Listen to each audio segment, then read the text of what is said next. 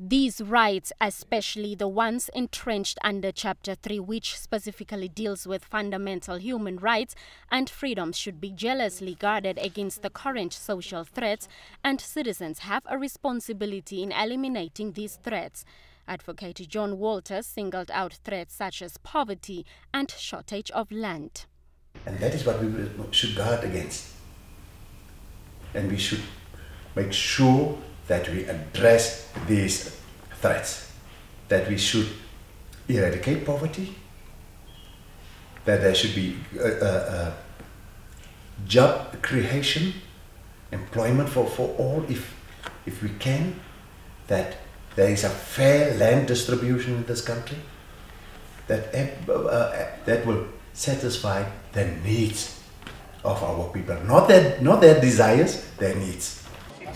He, however, added that the political rights, on the other hand, provide Namibians the opportunity to hold their leaders accountable on matters which they feel need some alteration, and that for the past 23 years this route to accountability has so far been peaceful, which has culminated in accommodative policies being adopted by government, such as the mass housing project.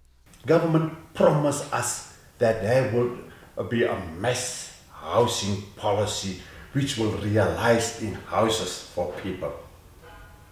It was announced, but we do not see. 3 months down the lane, 4 months down the lane, we do not see anything. People get impatient. So that's what I said, the government must try to speed up the process in fulfilling the promises. The Ombudsman says the fact that the country's constitution is regarded as one of the progressive ones in the world is due to the state and atmosphere in which it was drawn up.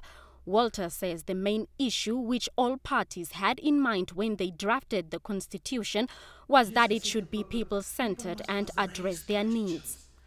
Prime Minister Dr. Hage Geingob, who chaired the Constituent Assembly during the drafting process, says Namibia is the first African country to have drafted its own legal document and slammed rumors that it is a borrowed constitution. So don't deprive us of our achievement. We drafted our own constitution. I was a chairman and I'm very proud of it. Even today, I regard it as one of the best constitutions, our supreme law. Moreover, citizens such as the local human rights lawyer Norman Chombe says there are areas that government has to be commended for, such as freedom of speech and the media, funded by the state for people to air and exercise their views. But Chombe adds areas of health and land reform still need to be relooked for Namibian citizens to be fully accorded their basic rights. As the country celebrates 24 years of independence with its founding document, the Office of the Ombudsman is to translate the Constitution into simple language for ordinary people. Blanche Koreses, NBC News, Windhoek.